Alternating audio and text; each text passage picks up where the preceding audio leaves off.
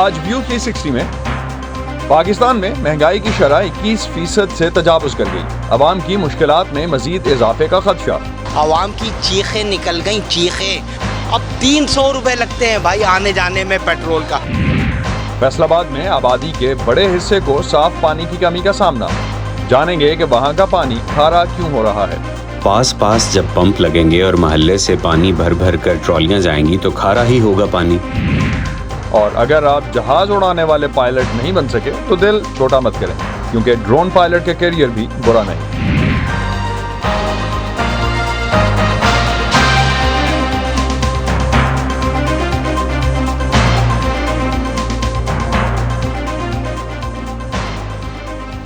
Voice of امریکہ کے Washington studios میں آپ سب کو خوش آمدید. آپ دیکھ رہے ہیں پروگرام ویو 360 اور میں ہوں اسد اللہ خالد. ہم نے اکثر یہ تو سنا ہے کہ پیسے کی وہ قدر نہیں رہی جو پہلے تھی، لیکن اگر ہم اس کو حقیقی معنوں میں بھی دیکھیں تو ورلڈ بینک کے اعداد و شمار کے مطابق 1980 میں پاکستان کے 1000 روپے کی قدر آج کے 26,500 روپے سے بھی زیادہ ہے. جون کے مہینے میں پاکستان کے سرکاری اعداد و شمار کے مطابق ملک میں مہنگائی کی شرح 21% سے زائد رہی. کسی ایک مہینے میں مہنگائی کی شرح میں 6% سے زیادہ اضافہ ایک ریکارڈ ہے. پاکستان میں اب مہنگائی کی شرح نے پاکستان کو دنیا کے مہنگے ترین ممالک میں شامل کر دیا ہے.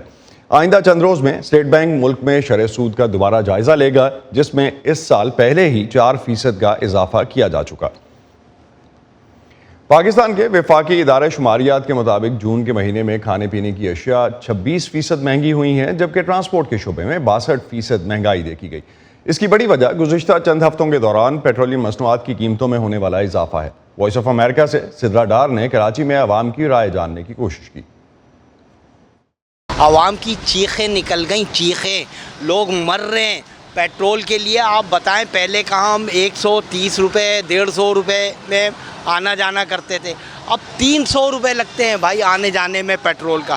دن بھر میں آپ یہاں سے اگر کہیں جا رہے ہو تو 400 450 400 ایسے پیٹرول لگتا ہے. سواری پیسے نہیں دیتی ہے اور رات کو یہ 300-400 گھر لے جاتے ہیں. بہت مسئلہ ہو گیا، پریشان ہو گئے. وہ گاڑیاں بھی دوسرے کی اپنی نہیں ہے، اس کو بھی دینے ہیں 400 روپے روز. اپنا بھی نکالنا ہے، پیٹرول کا بھی نکالنا ہے. پیٹرول بڑھا ہے. پیٹرول بڑھنے سے ہمارے روزمرہ کے جو کام بہت متاثر ہوئے ہیں. جہاں ہم دن بھر میں آفس جانا آنا، بچوں کو اسکول سے لانا لے جانا اور دیگر معاملہ جو فیملی سے ریلیٹڈ جو ہوتے ہیں اس میں ہم ایزیلی افورڈ کر لیا کرتے ہیں، لیکن اس وقت ہمارے لیے بہت پرابلم ہو گئی ہے کہ ہماری موومنٹ ہی بہت محدود ہو گئی ہے. آپ کی انٹائر لائف ڈسٹرب ہو گئی، جس کے اوپر آپ کا سارا ڈیپینڈ کرتا ہے، آپ کی پوری فیملی ڈیپینڈ کرتی ہے، آپ کا سارا بجٹ. وائف ہے ان کے اگر 2 سوٹ بنانے ہیں تو پھر ہم یہ بولیں گے بھائی ایک بنائے دفعہ، کیونکہ پیٹرول کی وجہ سے 6-7 ہزار روپے کا فرق پڑ گیا ہے لازمی. ابھی گورنمنٹ کو بھی سوچنا چاہیے اس چیز کا کہ سیلریڈ پرسن کے علاوہ جو بیچارے روزمرہ کے جو دیہڑی دار ملازمین ہیں ان غریبوں کا کیا ہوگا. کیونکہ ہمیں تو چلو پر منتھ مل جاتی ہے، لیکن ان کی روز کی کمائی ہوتی ہے، وہ بیچارے کس طرح سروائیو کریں گے. تو گورنمنٹ کو چاہیے اس چیز کا جو ہے نوٹس لے اور کم از کم پیٹرول کی قیمتیں کم کر دیں. پہلے یہ ہوتا تھا کہ سیلری ملی کچھ بھی ہے تھوڑی بچت ہو جاتی تھی، اب تو کچھ بھی نہیں ہے. اب صرف جو ہے نا بس کماؤ کھاؤ گزارا کرو. عالمی منڈی میں تیل اور دوسری اجناس کی قیمتوں میں اضافہ، پاکستانی روپے کی قدر میں کمی اور ملک کا بڑھتا ہوا درآمدی بل اس مہنگائی کی بڑی وجوہات ہیں. پاکستانی وزیر خزانہ مفتاح اسماعیل اس مہنگائی کے لیے پیٹرولیم مصنوعات کی قیمتوں میں اضافے کو ذمہ دار ٹھہراتے ہیں. پاکستان کو اس وقت 1 جولائی سے شروع ہونے والے مالی سال کے اخراجات پورا کرنے کے لیے تقریباً 41 ارب ڈالرز درکار ہیں تاکہ قرضوں کی ادائیگیاں اور بجٹ کے خسارے پورے ہو سکیں. وائس آف امریکہ کے علی فرقان سے بات کرتے ہوئے مفتاح اسماعیل نے کہا کہ اس ہفتے IMF سے معاملات طے پا جائیں گے اور بات چیت ٹریک پر ہے. IMF سے ڈیل مطلب یہ کہ ہو رہی ہے، کوئی ایسی بات نہیں کہ نہیں ہو پا رہی. ایک پروسیس ہوتا ہے، پہلے ایک بات چیت ہوتی ہے، اس کے بعد پھر MEFP ملتا ہے جو ہمیں مل چکا ہے. اس کے بعد MEFP پہ نیگوسیشن ہوتی ہے کچھ دنوں تک جو ہو رہی ہے. اس کے بعد اسٹاف لیول اگریمنٹ ہوگا، پھر ان کا بورڈ ہوگا. تو وہ ایک دم پروسیس ٹریک پہ ہے، کوئی ایسی بات نہیں ہے کہ کوئی کیوں تاخیر ہو رہی ہے یا کوئی گڑبڑ ہو گئی ہے. اب جبکہ MEFP آ چکا ہے تو اسٹاف لیول اگریمنٹ آپ کے اندازے کے مطابق آئندہ ہفتے کے شروع میں ہو جانا چاہیے؟ شروع میں یا آخر تک ہو جانا چاہیے. اس میں کوئی نئی شرائط تو نہیں آئیں گی اب مزید؟ نہیں, MEFP کے بعد کوئی نئی مزید شرائط تو نہیں آتی ہیں. ایک یہ بتائیے کہ جب بجٹ فائنانس بل جب پیش کیا آپ نے تو اس وقت صورتحال اور تھی, اور جب منظور کیا تو اس میں مزید ترامیم آپ کو کرنی پڑی. اس کی ضرورت کیوں پیش آئی؟ یہ سوال اس لیے کیا جا رہا ہے کہ اس کا مطلب ایسا لگ رہا ہے کہ آپ کی IMF کے ساتھ جو بات چیت ہوئی اس میں کہیں کمی رہ گئی تھی شاید. جی, کچھ 2-3 چیزوں پر ڈس ایگریمنٹ تھا. ایک پرسنل انکم ٹیکس کے اوپر ڈس ایگریمنٹ تھا. دوسرا ہم نے یہ کہا تھا کہ ہم 200 ارب روپے GIDC میں جمع کریں گے. IMF اس بات پہ نہیں مان رہا تھا, ان کو لگ رہا تھا کہ ہم نہیں جمع کر سکیں گے. تو پھر فیصلہ ہوا کہ چلو آپ 30 ارب روپے جمع کر سکتے ہیں. تو 170 ارب روپے کے ہم کو مزید ٹیکس لگانے پڑے. تو یہ کچھ چیزوں میں بالکل نیگوشیٹ ہوا ہے. ایک چیز جو ٹیکس کے اقدامات حکومت لے رہی ہے اس کے نتیجے میں عوام میں تشویش ہے. مہنگائی کی شرح آج جو نئے فگرز آئے ہیں اس کے مطابق 23% سے زیادہ جو ہے وہ مہنگائی میں اضافہ ہوا ہے. تو حکومت اس کے حوالے سے اس حساسیت ہے, اس کو کیسے جو ہے وہ دیکھ رہی ہے؟ ہم تو دیکھیں کہ یہ جو 20-21% مہنگائی آئی ہے ڈیزل اور پیٹرول بڑھنے سے, اس سے مطلب عوام کا بجٹ ہل جاتا ہے, اس میں کوئی ڈاؤٹ نہیں ہے. اور غریب عوام, خاص طور پہ مڈل کلاس لوگ, سب کا بجٹ ہلتا ہے. ہم کو شرمندگی ہے, میں سچ بتاؤں کہ میں اپنے ملک کے لوگوں سے مزید آسانی نہیں کر پایا ہوں یا نہیں کر پا رہا ہوں. لیکن اگر دنیا بھر میں کتنا مہنگا ہو جائے پیٹرول, تو میرے پاس اور کوئی چوائس نہیں تھی ماں سوائے اس کے کہ میں پیٹرول کی قیمتیں بڑھاؤں, اور ورنہ تو خدا نخواستہ ڈیفالٹ چلے جاتا. سری لنکا نے یہی کیا کہ اس نے پیٹرول کی قیمت نہیں بڑھائی اور اس نے مزید مراد دیتے رہا. لیکن ایک دن آیا کہ ان کے پاس ڈالر ختم ہو گئے. اب ہم بھی اگر 10 بلین ڈالر سے کم ہمارے پاس ہوں تو ہم یہ کر نہیں سکتے. اب جب کہ IMF کے ساتھ تقریباً معاملات آپ کے بقول طے ہو گئے ہیں, اسٹاف لیول ایگریمنٹ کے قریب پہنچ چکے ہیں, تو اب یہ عوام توقع رکھیں کہ مزید جو سخت اقدامات ہیں ان کے اوپر ان کا نفاذ اب زیادہ نہیں ہوگا؟ میں یہی سمجھتا ہوں کہ اگلے 2 مہینے, میں جھوٹ نہیں کہنا چاہتا ہوں, اگلے 2 مہینے جو ہیں 2-3 مہینے وہ تھوڑے سے تکلیف دہ ہوں گے, لیکن انشاءاللہ تعالیٰ پھر ہم مہنگائی کے اوپر قابو پا لیں گے. پاکستان جس معاشی مشکل کا اس وقت شکار ہے اور عوام جس مہنگائی کا سامنا کر رہے ہیں, کیا اس کا کوئی دیرپا حل ہے یا یہ اسی طرح چلتا رہے گا؟ اس حوالے سے بات کرنے کے لیے اس وقت ہمیں جوائن کر رہے ہیں یوسف نظر, پولیٹیکل اینالسٹ ہیں, اکانومسٹ ہیں اور کافی حد تک پاکستان کے معاملات کو کلوزلی دیکھ رہے ہیں. یوسف, وزیر خزانہ کہتے ہیں کہ چند ماہ میں حالات کچھ بہتر ہو جائیں گے. اس کا مطلب ہے کیا؟ کوئی آپ کی انٹرپریٹیشن اس کی کیا بنتی ہے اور کیسے ہوگا یہ؟ مہنگائی میں کمی آنے کے امکانات کوئی اس سال ہیں؟ اس سال تو میرے خیال سے کوئی امکانات نہیں ہیں. یقیناً مفتاح صاحب بڑی ڈیفیکلٹ پوزیشن میں ہیں, بڑے چیلنجز ہیں, تو ظاہری بات ہے گورنمنٹ میں ہوتے ہوئے وہ چاہیں گے کہ کچھ آپٹمسٹک نوٹ پہ بات کریں. لیکن جو وجوہات ہیں مہنگائی کی وہ آپ کو بھی پتہ ہیں. اس وقت پاکستان کو نہ صرف آئل کا بلکہ ایک LNG, تو ساری جو انرجی سورسز ہیں, چاہے وہ کول ہے, وہ بھی آل ٹائم ہائیز پہ ہیں ساری پرائسز, اور ایک دم نیکسٹ فیو ویکس میں یا منتھس میں مجھے تو نہیں لگتا کہ وہ کوئی بہت زیادہ نیچے آئیں گی. یقیناً اگر پوری ورلڈ ریسیشن میں جاتی ہے تو اس میں بھی ایک سائیکل ہوتا ہے, کافی مہینے لگ سکتے ہیں کہ ڈیمانڈ کمزور ہو. لیکن اس کی ایک اور وجہ جو ہے وہ رشیا اور یوکرین کی وار ہے, جو سپلائیز کٹ ہوئی ہیں. تو اس سلسلے میں تو نہیں سمجھتا کہ یہ سارے جو ریزنز ہیں ایک اس کی وجہ سے پاکستان میں مہنگائی میں کوئی کمی آئے گی. تو ابھی جس طرح کے اقدامات پاکستان کر رہا ہے, جو ہم زیادہ تر جو ہمیں سمجھ آتا ہے, جو کہ نارملی ڈسکس PC پیٹرن پہ ہو رہا ہوتا ہے کہ IMF کی کنڈیشنز ہیں جو پوری کر رہا ہے اور فوری ضروریات پوری کرنے کے لیے کر رہا ہے, تو معیشت کو جو خطرات لاحق ہیں وہ کیا ٹل سکیں گے؟ طویل بنیادوں پر پاکستان کی معاشی اصلاحات کہاں کھڑی ہیں؟ کوئی صحیح راستے پر ہے اس وقت؟ ہم اصلاحات تو نہیں کر رہے ہیں. ہم تو جو اس وقت ہماری جو پرائرٹی تھی وہ یہ کہ ملک کو بینکرپسی سے بچانا ہے, اور یہ جو روپے کی جو قیمت جو تھی قدر وہ تیزی سے گر رہی تھی, اس میں تو کچھ ٹھہراؤ آیا ہے. اس امید پہ کہ IMF کے ساتھ اگریمنٹ ہو جائے گا, اور اب چلیں کچھ دن لگیں چاہے ہفتے لگیں اس پورے پروسیس کو کمپلیٹ ہونے میں, لیکن IMF کا اگریمنٹ ہو بھی جائے اور فرض کیجئے 1 بلین کے بجائے 2 بلین بھی ڈالر آ جائیں, تو پاکستان کی صورتحال تو پھر بھی کافی نازک رہے گی. اس لیے کہ پاکستان کو بہت بڑے جو فائنینسنگ ہے اس کی ضرورت ہے. جو آپ نے بات کی کہ ہمارا financing gap next financial year کے لیے 41 बिलियन डॉलर्स है. अगर उसमें 7 बिलियन जो हैं वो सऊदी अरब और चाइना के हैं, अगर वो निकाल भी दें इस मफरूज़े पे कि वो रोल ओवर हो जाएगा, फिर भी उसको हटा के भी जो हमारा रिक्वायरमेंट है वो तकरीबन 33-34 बिलियन डॉलर्स है. और डिपेंड करता है कि हमारा जो करंट अकाउंट डेफिसिट है वो क्या बढ़ता रहेगा. इस महीने तो बढ़ गया है. मई में जो लेटेस्ट आया है वो 15 बिलियन डॉलर्स के नज़दीक पहुंच चुका है. मेरे इस साल के जो फाइनेंशियल ईयर जो ख़त्म हो रहा है जून में, मेरे ख़्याल से वो हो सकता है 17 बिलियन डॉलर के करीब पहुंच जाए. तो अगर एनर्जी प्राइसेस की यही सूरत हाल रहती है तो मुझे तो नहीं लगता कि हमारी कोई जो करंट अकाउंट डेफिसिट है उसमें कोई सिग्निफिकेंटली कोई उसमें कमी वाक़ होगी.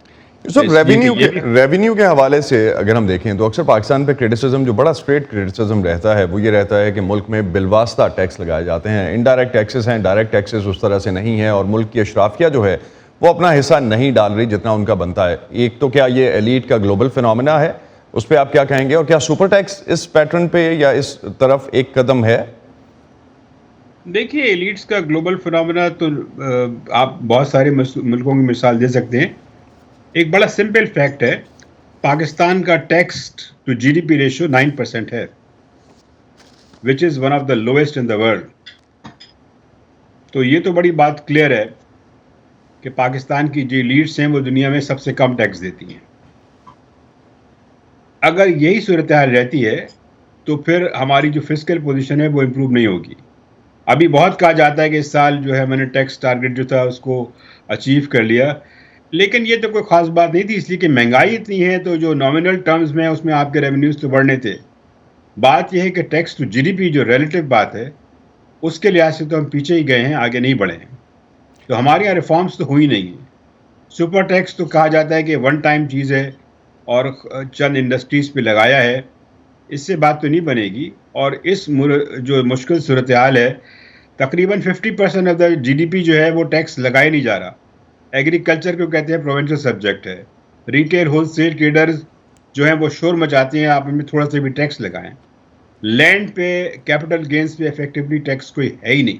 तो यही वाला जो पैटर्न है बेसिकली रेवेन्यू साइड पे हमें फिक्स करने की ज़रूरत है. बहुत बहुत शुक्रिया यूसुफ नज़र आपका. आप बात कर रहे थे हमसे कि इस वक्त पाकिस्तान की इकोनॉमिक सिचुएशन जो है वो किस पैटर्न पे है.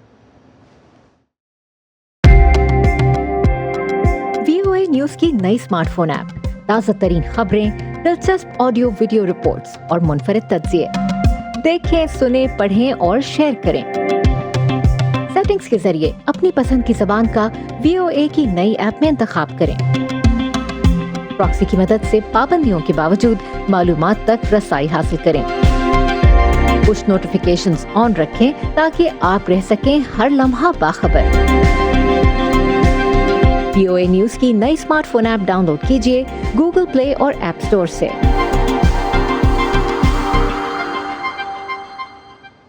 माहिरीन कई सालों से खबरदार करते आ रहे हैं कि आने वाले सालों में पाकिस्तान में पानी का बहरान शिद्दत इख्तियार कर सकता है. इस वक्त घरों में पानी की ज़रूरत को पूरा करने के लिए बहुत से पाकिस्तानी अपने घरों के बजट का बड़ा हिस्सा खर्च कर रहे हैं. ये मसला आबादी के एतबार से पाकिस्तान के तीसरे बड़े शहर फैसलाबाद का भी है, जहाँ कई इलाकों में ज़ेर ज़मीन पानी खारा हो चुका है. 34 लाख आबादी के शहर को 70 लाख गैलन पानी की कमी का सामना है. फैसलाबाद में पानी का मसला कितना संगीन है जानने की कोशिश की समन खान ने अपनी इस रिपोर्ट में. नवल्टी पुल फैसलाबाद की करीबी नहर पर लगे पानी के पंप के गिर्द पानी भरने वालों का हजूम है. ये लोग अपनी सवारियों में लगी टैंकियों को नहरी पानी से भरकर शहर के मुख्तलिफ इलाकों तक पहुंचाते हैं. इमरान अशरफ अपने रिक्शे में लगी 1000 लीटर की टैंकी में पानी भरकर इब्ने मरियम कॉलोनी जा रहे हैं, जहां इलाका के मकीन उनके मुंतजिर हैं. 5-7 गेरे लगते हैं मेरे सुबह से लेकर शाम तक. पीछे मुझे पूरी गाड़ी मिलती है 100 रुपये की भर कर देते हैं और आगे आके मैकेनिक 25 रुपये के देता है. कंपनी वाले पानी महंगा देते हैं तो हम ये 25 रुपए वाला कैन लेते हैं, हमें ये सस्ता पड़ जाता है.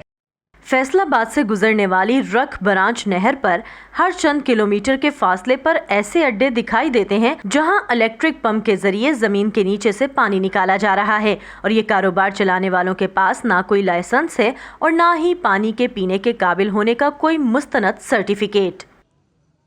ये 100 फुट थले जमीन च बोर होना वा। 100 फीट नीचे जमीन में बोर होता है। ये चाइना पंप होते हैं। इन्हीं के साथ नीचे बिजली की तार भी जाती है, लोहे की तार भी जाती है। बिजली की मोटर चलाते हैं तो पानी ऊपर आता है। गवर्नमेंट की इजाजत से लगते हैं। उनकी इजाजत के बगैर ये काम तो नहीं हो सकता। जिसका हाथ पड़ता है किसी की सिफारिश के साथ या ताल्लुक वास्ते से या कोई पैसे देकर लगवा लेता है। कोई पैसे देकर लगवा लेना वा। नहरी इलाकों के मकीन कहते हैं कि नहर के करीबी इलाकों में ज़ेरे ज़मीन मीठा पानी दस्तयाब था, लेकिन अब ऐसा नहीं है। पास पास जब पंप लगेंगे और मोहल्ले से पानी भर भर कर ट्रॉलियां जाएंगी तो खारा ही होगा पानी। जब जमीन से निकालते जाएंगे तो वो कितनी देर मीठा रहेगा। पहले 80 फुट पर बोर होता था, अब 110 पर चला गया है। 34 लाख आबादी के शहर की पीने के पानी की योमिया ज़रूरत 17 करोड़ गैलन है, लेकिन वाटर एंड सैनिटेशन एजेंसी के मुख्तलिफ मंसूबों से योमिया सिर्फ 11 करोड़ गैलन पानी 70% शहर को पहुंच पाता है। यही वजह है कि शहर में गैर कानूनी वाटर सप्लायर्स का कारोबार बढ़ता जा रहा है। वाटर एक्ट 2019 की मंजूरी के बावजूद ताहाल शहर में वाटर कमीशन कायम नहीं हो सका।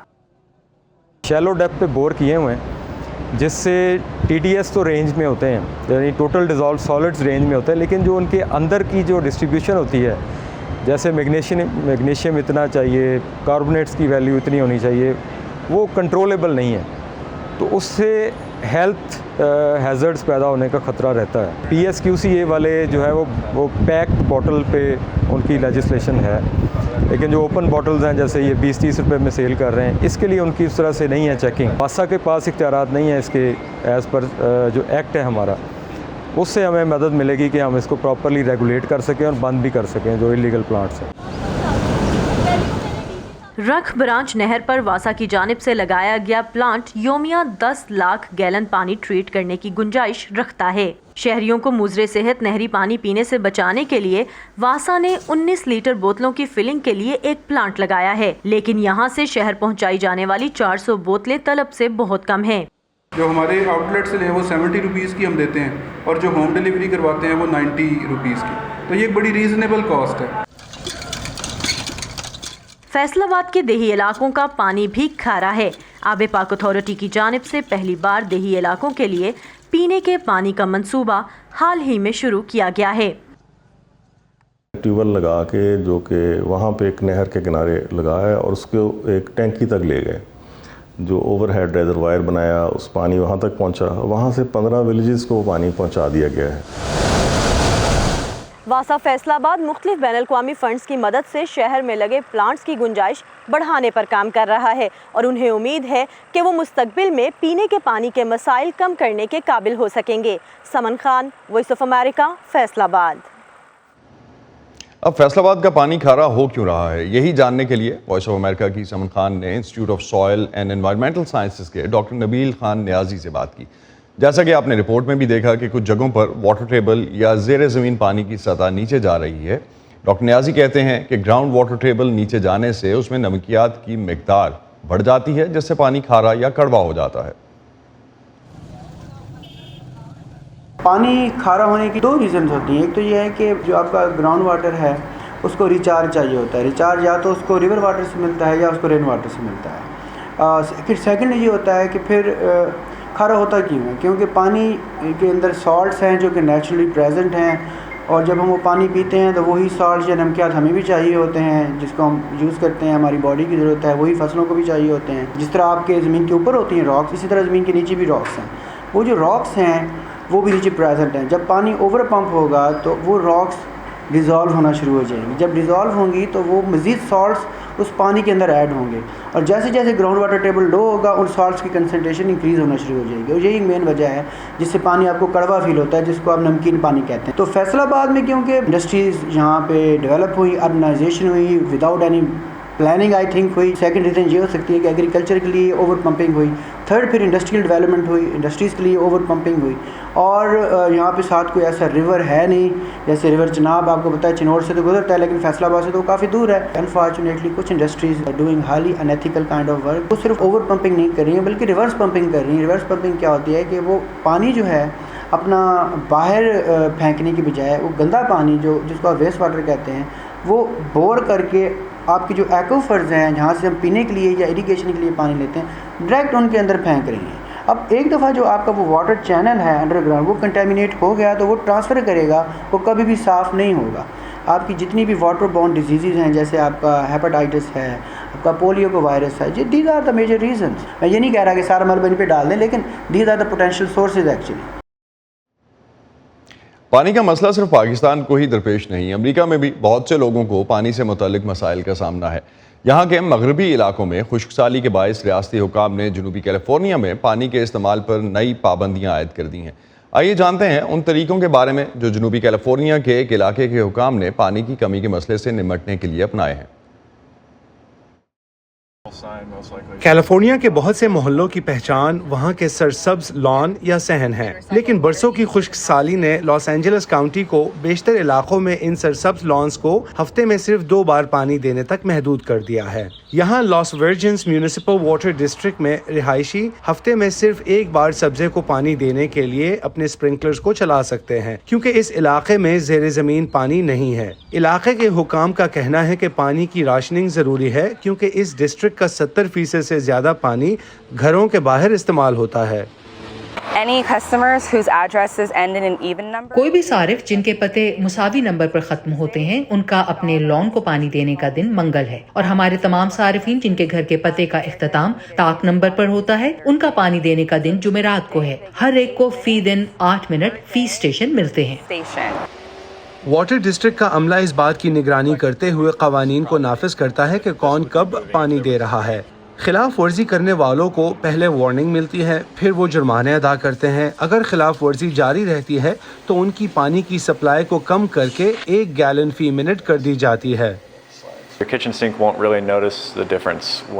جب پانی کو محدود کرنے کا نظام کام کرتا ہے تو آپ کو کچن کے سنک میں کوئی خاص فرق محسوس نہیں ہوگا, لیکن یہ فرق غسل خانے کے شاور میں محسوس ہو سکتا ہے کیونکہ آپ کے شاور سے عام طور پر 2.5 گیلن فی منٹ پانی نکلتا ہے. اس لیے شاور میں پانی کا بہاؤ تھوڑا کم ہوگا, لیکن آپ پھر بھی نہا سکتے ہیں, آپ کھانا پکا سکتے ہیں. گھر کی مشینوں کو بھرنے میں زیادہ وقت لگ سکتا ہے, جیسے آپ کی واشنگ مشین یا آپ کے بیت الخلاء میں ٹینک کو بھرنے میں زیادہ وقت لگے گا. ان حالات میں گھر کے اندر تو کام چلایا جا سکتا ہے, باہر یہ چھوٹا سا سوراخ آپ کو اتنا بہاؤ نہیں دے گا جس سے آپ اپنے صحن میں پانی دینے کے نظام کو چلا سکیں. کچھ لوگ گھر کے باہر منظم طور پر پانی دینے کے نظام کو خیر بات کہہ رہے ہیں. سارا لریویر نے 1 سال پہلے اپنا پہلا گھر اس خیال سے خریدا کہ وہ وہاں موجودہ سبز لان کی جگہ جنگلی پھولوں اور خشک سالی برداشت کرنے والے پودوں سے اپنی پسند کی جگہ بنائیں گی. میں نے اس بات پر بہت زیادہ تحقیق کی کہ مجھے ایسے پودے کہاں سے مل سکتے ہیں جو لاس اینجلس کاؤنٹی میں بہت زیادہ پانی کے بغیر پھلتے پھولتے ہیں. میں علاقے میں مقامی طور پر اگنے والے پودوں کی تھیوڈور پین فاؤنڈیشن میں گئی. ان کی ایک نرسری ہے اور وہاں کلاسیں بھی ہوتی ہیں. میں نے مقامی پودوں کو پانی دینے کا طریقہ سمجھنے کے لیے وہاں ایک کلاس لی اور میں نے وہاں مقامی پودوں کو دیکھنے میں کافی وقت گزارا. سارا نے اس نئے خشک سالی کی مزاحمت کرنے والے باغ کی لاگت کو پورا کرنے کے لیے ریاست کی طرف سے گھاس کے متبادل کے لیے ملنے والی چھوٹ کا استعمال کیا. ادھر ایسے میں جب علاقے میں لانز کو پانی دینے کی پابندیاں ختم ہوتی نظر نہیں آ رہی, اپنے سرسبز لانز کو برقرار رکھنے کے لیے پرعزم رہائشی انہیں پیلے ہوتے دیکھ رہے ہیں. جینیا ڈولو کے ساتھ Imran Jadoon, voice of America. اسی پر ختم کرتے ہیں آج کا ویو 360. اسٹے سیف اور پاکستان اور خطے سمیت دنیا بھر کی اہم خبروں اور دلچسپ معلومات کے لیے آپ آ سکتے ہیں ہماری ویب سائٹ urdu.voa.com پر. یہ سارا کانٹینٹ آپ کو ملے گا ہمارے سوشل میڈیا پلیٹ فارمز پر بھی, facebook.com/VOA Urdu, یوٹیوب پر ہمارا چینل ہے VOA Urdu کے نام سے, ٹویٹر انسٹاگرام پر ہمارا ہینڈل ہے @VOA Urdu. اب تک کے لیے اتنا ہی. اسد اللہ خالد کو اجازت دیجیے. خدا حافظ.